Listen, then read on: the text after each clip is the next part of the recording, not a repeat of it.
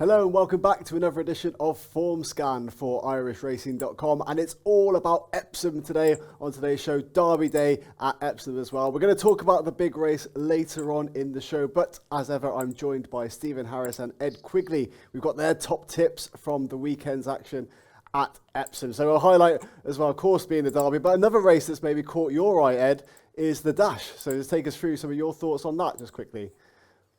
Yeah, hi everybody. Yeah, it's great fun, isn't it? Derby Day at Epsom, and worth pointing out that the dash it is fast and furious, and the ground drying up all the time. I believe officially good to firm at the time of recording here on Friday. Look, I imagine going to put a bit of water on it, but look, it's going to be absolutely fast and furious, and the dash will be no exception here. Around 8-1, the field looks a wide open spectacle, and I know Stephen's got quite a strong fancy in this. I thought there are a few lurkers in here at prices. The one I'm probably with is Mockatil, the Ian Williams team. Sean Bowen, not that Sean Bowen, different Sean Bowen, claiming £7 in the saddle. But Mockatil just has a phenomenal record at Epsom. It's very much a unique course, a unique test, especially the sprint track here. At the downhill 5 furlongs. And Mockatil's won 3 times for 5 visits to Epsom, including landing this race in 2021. Wasn't beaten far at all when 4th in it last year off a higher mark. I thought was interesting around 12-1. I say ground will be fine and loves the venue. But yeah, it's a great day. The Derby itself looks one of the most wide open I can remember for donkey's years.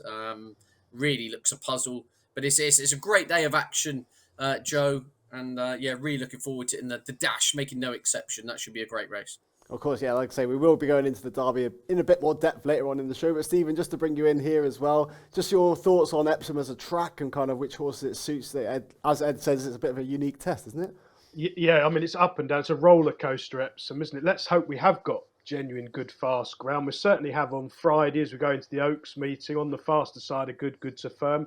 He is going to water on Friday night. Hopefully he won't put too much down. He is under a little bit of pressure from 1 or 2 connections, certainly a rest. They don't want it to be rattling fast ground. They'd much prefer a load of water to go on. So hopefully Andrew Cooper holds his nerve and we do get good to firm on Derby Day. We were talking, weren't we, off air? It's a belting card. You may have noticed, Joe, I do like a moan, but I do think 8 races and the early start, I think it works better. 1:30. I know it's because of the cup fund. I'd keep it at 1:30. You're going to get everyone in their gardens having barbecues. It's going to be 25 degrees. I think the audience is much better at lunchtime before the football starts. And the supporting car, they've added an extra race that they've sort of split the dash or done a dash for 3-year-olds. We're going to come and talk about later. And the dash itself under 60 seconds, rapidly downhill, and then finishing uphill at the death. I think one thing about Epsom, I will say, I don't think you want to be taking short prices as a general rule of thumb.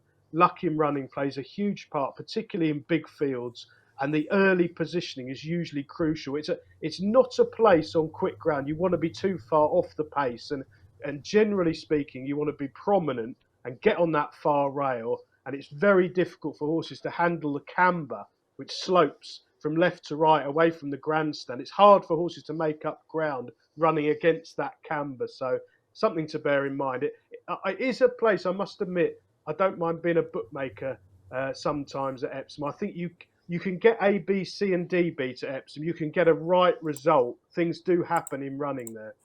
Okay, yeah, well, we'll get to your tips later on. Ed, I just want to get your view as well. Stephen, you're happy with the time change. Do you think it is sensible, Ed, or do you think racing should actually try to be competing with something like the Cup final? No, I mean, if you've got the option to separate them, then why try and compete? Look, I mean, I still think you're never going to compete with football, for crying out loud. I mean, the target audience and the pool of football for an FA Cup final. If you're watching the FA Cup, you're watching the FA Cup regardless of what else is going on. But yeah, I'm kind of with Stephen. Yeah, the Oaks at 4:30 on a Friday afternoon. 1:30 does just feel a little bit better to me somehow. As I say, just through not anything I could particularly quantify. It just seems to feel a bit of more of an enjoyable time, as you say, early in the afternoon before it kind of gets to 4:30, 4:45 for your main race being run. It feels like it's almost going a little bit away into the periphery. So look, at the end of the day, whether it's 1:30 or 10 to 2 in the morning, I'll be tuning in, looking forward to it. And as you say, it's we'll come on to it in a minute. The dash, Fast and Furious, less than a minute. Totally different proposition over the 1.5 mile round there, where jockeys will be nudging for position and all sorts of in-running shenanigans, no doubt. But yeah, Derby at 1:30. Looking forward to it. Right, and let's get into our tips then for the weekends. We've mentioned the dash already. Stephen, I'll start with you, your long shot of the week. Yeah, that goes in the dash at 320. It's at least 10 to 1 the field. It will be on the exchanges. I've seen 9.5 to 1 for looking at best prices, and I know Bet365 are 12 to 1 about the horse I prefer, Silky Wilkie. He's got lots of things going for him in a very open race. He's never run at Epsom, but I think Epsom will suit him. He's got loads of pace. His last 2 runs have been in Group 3 company. I thought he ran a blinder last time. He only finished 5th in the Palace House, but he led on the wrong part of the track. He showed loads of pace on soft ground, which wouldn't be his bag. And basically, I thought he looked like he was in top form. And he's just one of these sort of... He's a difficult horse to place because his rating's too high, really, for a lot of sprint handicaps. But he's just crept in top weight here. He has got 9.12. Carl Burke has had a brilliant month. He's still flying. He's had 5 winners in the last 14 days. Clifford Lee is riding better than he ever has in his whole life. And I think Silky Wickie's got a touch of class. He's got quite a good draw in 7, I think, to go forwards and try and make all the running up the centre of the track. The one thing I do think about this dash is, unless you're going to lead, you don't want to be trying to come from behind against this stands rail. It's very difficult. It always gets messy. It's luck in running, and the pace tends to hold out. It's only about 58 seconds or something the race is going to take to run. So I hope Silky Wilkie, a fast break on drying ground, I think he can make all the running. I think he's just got that class edge. And a lot of these horses don't come into the race in any kind of form. If you look at all the ones up the top, from sort of one night stand upwards, none of them, bar Silky Wilkie, are really at their best. They might need a few more runs or their mark to come down a bit more. Of course, it's a big field of sprinters on fast ground. If Silky Wilkie misses the break by a length, that'll be his chance gone. So you're not looking at anything short. I think it's probably only a win-only bet as well. The each-way terms are not particularly favourable. So I'm pretty confident with a fast start, Silky Wilkie will take a bit of pegging back.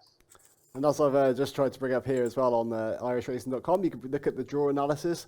So you see stall 7, Stephen, is not actually looking particularly good for 5 furlongs or less, or 5 furlong runs here. But again, obviously, that's just that's just the way the numbers are. Obviously, things can go a little bit different for your selection on Saturday. Ed, let's move on. Epsom, on the ground is the key to Epsom. Sometimes on soft ground, it's huge to come over to the stand side. On fast ground, it tends to be fairer, I think. So that might be a factor. But I think 7's fine. I think he can choose where he wants to go. You just don't want to get caught behind on the rail because you won't get through. Fair enough. All right, let's move on over to Ed's long shot then from Saturday. Yeah, I'm looking for the Rafe Beckett team here. This is in the 355.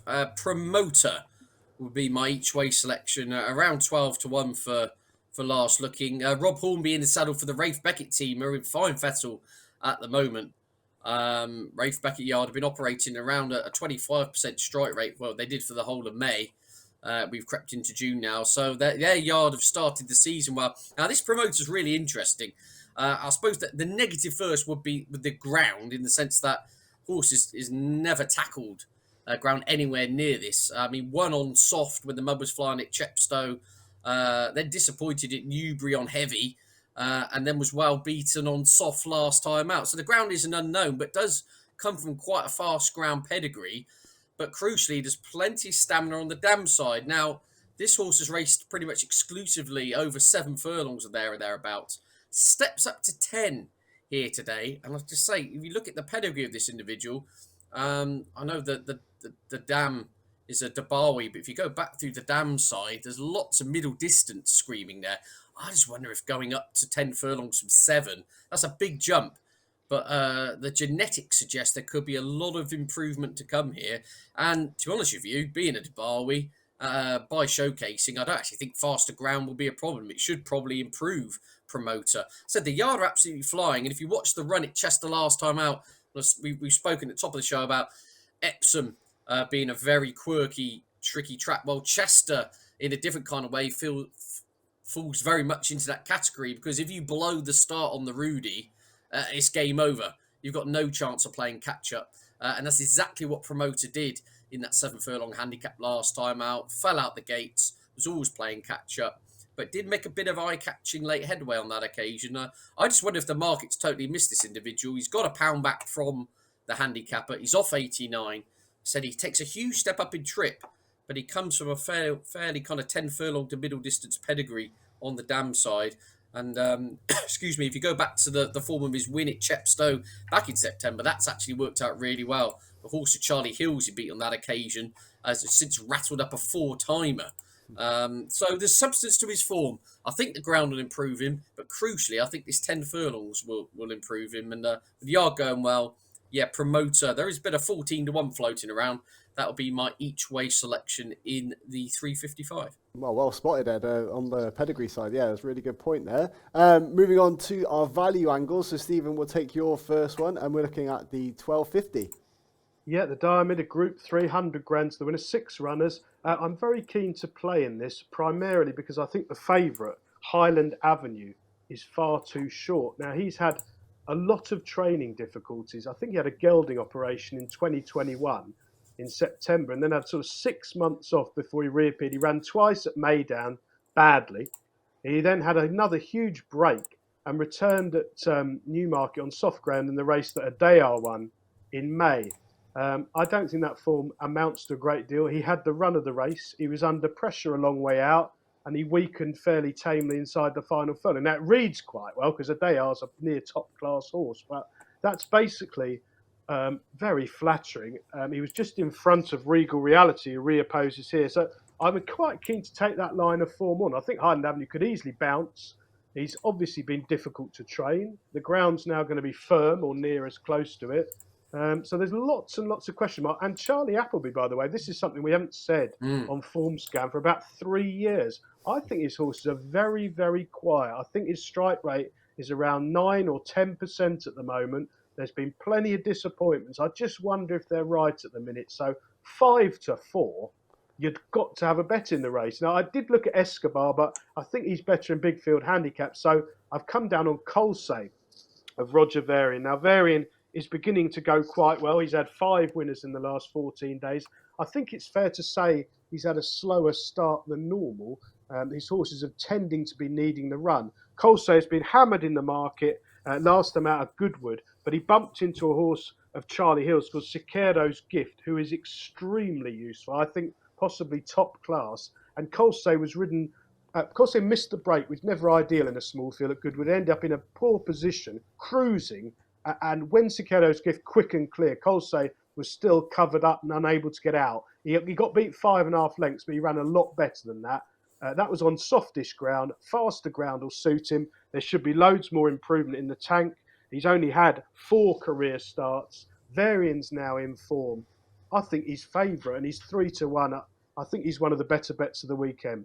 Well, exactly. That's kind of the point of the value angle here, is that you've spotted something that you think should be a lot shorter. So what sort of price, with your bookmaker's hat on, would you be putting them up at? Well, I think they'd be near, personally, I think they're nearer 2-1 joint favourites, that the Appleby horse and Colsay. So there is a little bit of juice there. I mean, Highland Avenue, we haven't seen much of him. He's run basically 3 times in 2.5 years. He's had a gelding operation. He's been in Maydown. He's come back on soft ground at a huge price, had the run of the race, had a hard race. I think he could bounce. I mean, the market will tell you the confidence behind Highland Avenue, because we don't know a lot about him, but we do know plenty about Colsay, and I think he's improving. He's not got all the issues that the current short price favourites got. So I think 3-1 is really good value. Good stuff. And Ed, as well, your value pick. Yeah, just very quickly on that Charlie Appleby stat, Joe, it's worth pointing out, bit of meat on the bone. Stephen is right.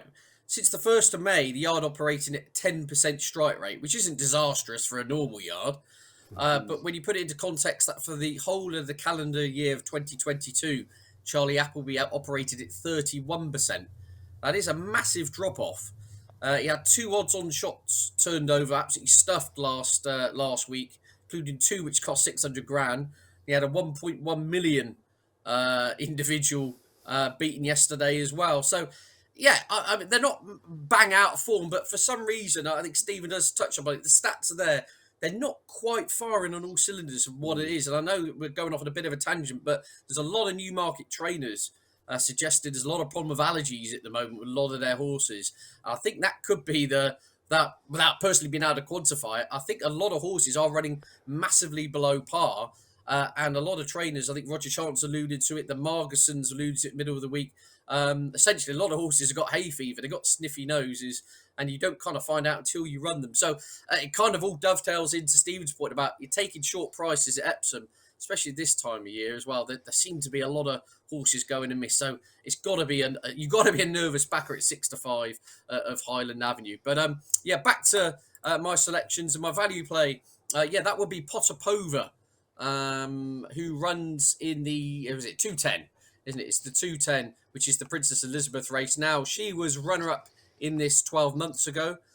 It was a really disappointing run, excuse me, last time out when pulled up. She was found to have had an irregular heartbeat at Goodwood on heavy ground. I was surprised Connections ran her, actually, but they said they almost needed to run her in order to get her tuned up for this.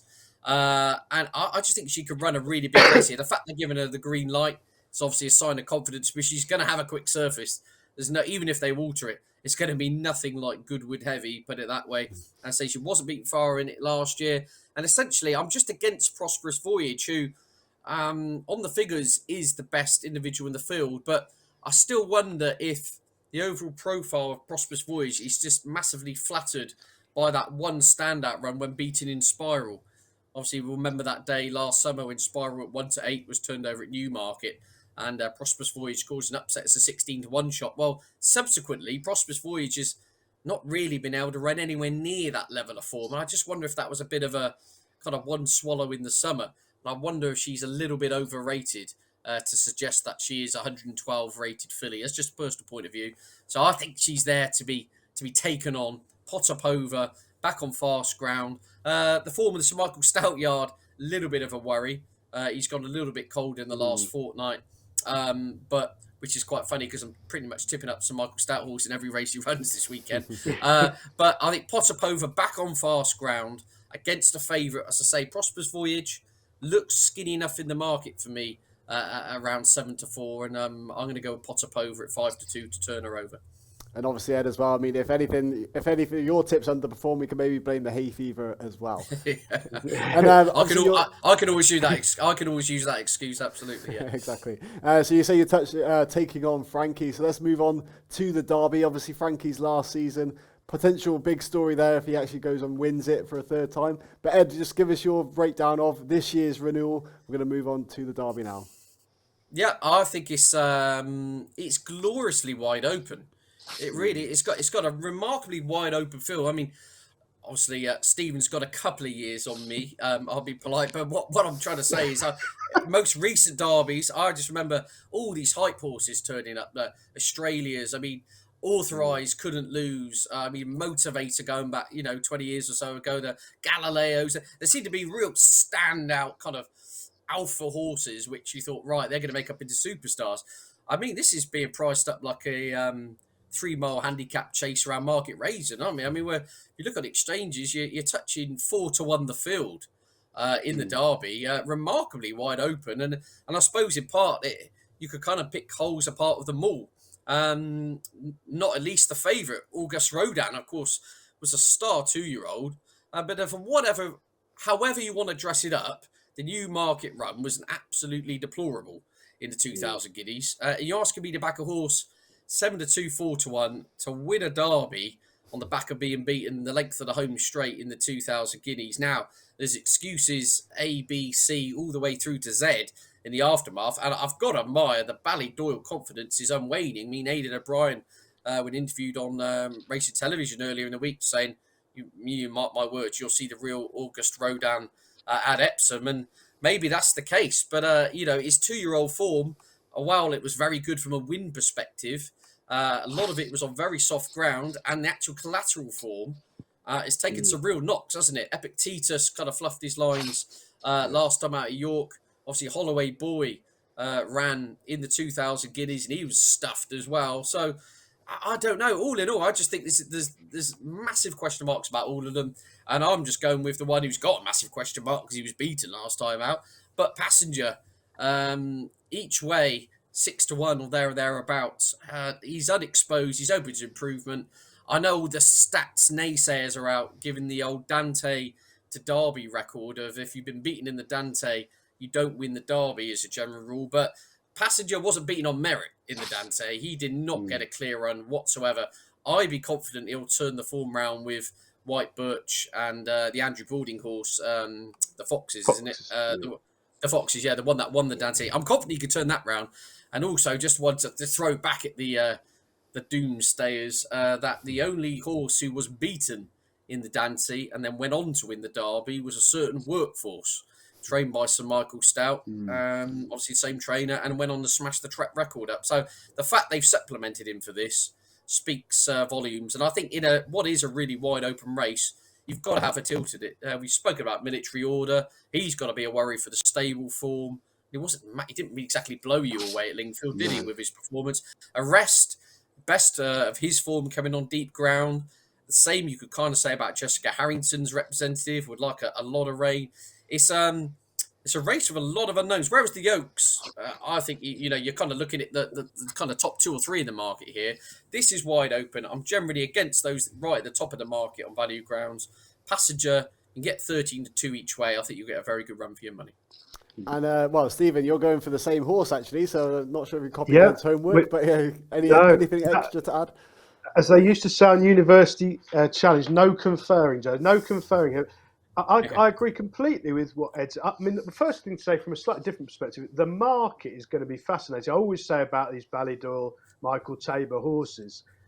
We had one win in Ireland, Paddington, last weekend. We said he could be 8-1 or 11-4 popping on. He was 11-4 popping on, and he won. There's fortunes for it. August Rodden was strong earlier in the week. I think I saw he was 5-2, and you sort of look at the race thinking, I mean, if anybody else trained him and you weren't looking at the prices he's gone off, he'd be 33-1. I mean, his 2-year-old form hasn't worked out. It's at an inferior level to a lot of these other horses.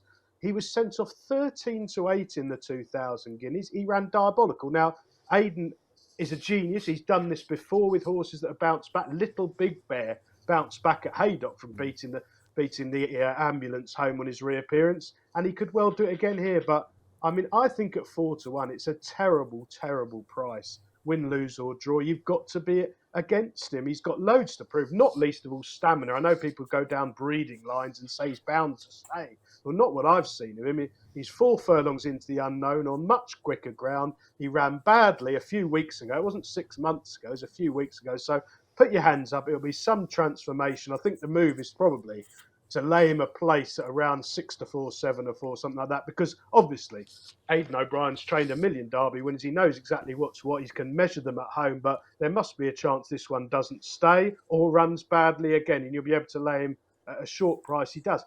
The other one in the market, who I think will start favourite with the bookmakers, I don't think he'll start favourite on the exchanges, but I think they'll connive that his SP is 7-2 or less, is a rest, because Dettori's on him. It's 1:30, it's Saturday lunchtime, the whole world's going to have a bet on it, hopefully, and they'll all want to be on Dettori for his last ride in the Derby. Now, a rest is a terrible, terrible price. He's got no firm ground form. They think he wants soft ground. Dettori's cajoling Andrew Cooper to chuck loads of water on, or wanted it to rain earlier in the week. He had a gallop, I think, at Epsom where he's got a very round action. You're talking about 4-1, the pair of them. That's 6-4 coupled, Joe. 40% of the market. Well, think of all the 6-4 chances you have in a year. You've got a 14-runner Derby, and I don't fancy either of the 4-1 joint favourites. So you've got to have a bet in the race, and I agree with Ed synopsis perfectly. I thought Passenger, he did win a race, the Wood Ditton, that is hardly known for throwing up future Derby winners. But if you didn't know it was the Wood Ditton, it was probably one of the most impressive debutant winners you see in your life, especially considering Michael Stouts usually need a run or two. He absolutely sluiced up. And to be honest, people have sort of said that they didn't think he was unlucky. I think he should have won the Dante. I don't think Richard Kingscote had a wonderful week or two. And he did not shine on Passenger. the horse was very unlucky and inexperienced, and York is a funny track. But for me, he was much the best horse in the race, and I think he'll definitely relish 1 mile 4.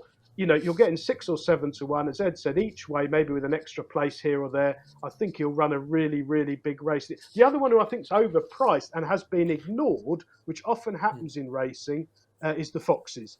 Andrew Balding is flying, which you can't say that about Appleby or Stout, to be fair. Stout's 0 from 15 in the last fortnight, which is a slight concern for our selection. But Andrew Balding is flying.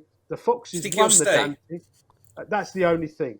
They're not sure. They think he's improved from the Dante, and they're confident he'll love the fast ground. I could see him hitting the front a furlong and a half out and finishing 5th, hanging all up, because he is quirky, the Foxes. He's not straightforward, but he's a big price. And Murphy, Oisin Murphy is riding him, is the best jockey in the weighing room at the minute by an absolute mile. He's absolutely brilliant. I think he rode a treble at Leicester in the week. I don't think any jockey would have won on any of them. He's a different gravy. So the Foxes, who's also got a good draw in 3 to get a good early posse, has got a turn of foot. I mean, he'd probably be 14 or 16 on the exchanges. I'll have him winning. But Passenger's quite a confident selection. The only doubt, and it is a big doubt, he hasn't got a lot of experience. He's only run twice in a relatively short space of time. Maybe the hustle and bustle of Epsom might be his undoing, but I think he's probably the best horse on the race. For me, I think he's favourite on form, Passenger, and you're probably going to get 6 or 7 to 1. There you go. I think that sums it up pretty nicely. Both of our pundits extremely positive about Passenger in the Derby. But who are you backing? Let us know in the comments below the video. And then we're also going to move on to the summary of the tips. So, Stephen, just remind us of all of your tips for Saturday, please. In reverse order, the long shot in the 320, the dash, Silky Wilkie, Carl Burke flying, blistering early pace, dropping down from Group Company, much quicker ground I think will suit him. Double figure price, small stakes, I think he'll give you a good run for your money. In the 1250, Colsay of Roger Varian, I think he's run 2 blinders. I think he's got the best form, and he's against a very vulnerable favourite. Colsay's around 3 to 1. I think he should be favourite under David Egan. And in the Derby, Passenger, hopefully his inexperience won't count against him. I think he's got the most potential of all of these, and 13 to 2, I think he's got an outstanding chance. Great stuff, Stephen. Well, best of luck to you. And Ed, also just sum up yours, please. Yeah, indeed. My long shot will be in the 355 Epsom Promoter for the Rafe Beckett team. Raced over 6 or 7 furlongs so far, steps up to 10. I think that's a really interesting move with plenty of stamina and a pedigree. So I'm hoping for a big run on quicker ground there around 12 to 1. My value player will be Potapova, the second favourite, 5 to 2 to turn over Prosperous Voyage. I just wonder if Prosperous Voyage is a little bit overrated on the basis of that one freak result last year when turning over in Spiral. And I say Potapova was runner-up 12 months ago, hoping she can go one better with ground to suit. And then my nap, which could have probably been the value angle, either way you want to slice it. 6 to 1, 13 to 2, thereabouts. Passenger in the Derby. He didn't get to show his true running in the Dante. I think he'll improve for 1.5 miles and quick ground. Yes, he's inexperienced, but he looks exciting. And I think in one of the most wide open derbies I can remember, with question marks about all the protagonists, Passenger each way will be my selection in the big one. Nice one, Ed. Well, yeah, what a fascinating contest it promises to be. Well, that wraps it up for today's edition of Formscan. As always, please do gamble safely if you are going to follow our experts' advice. We'll be back again very soon. Probably looking ahead to Royal Ascot is the next time you're going to see us here on Formscan. Subscribe to the channel for lots more content coming your way from irishracing.com.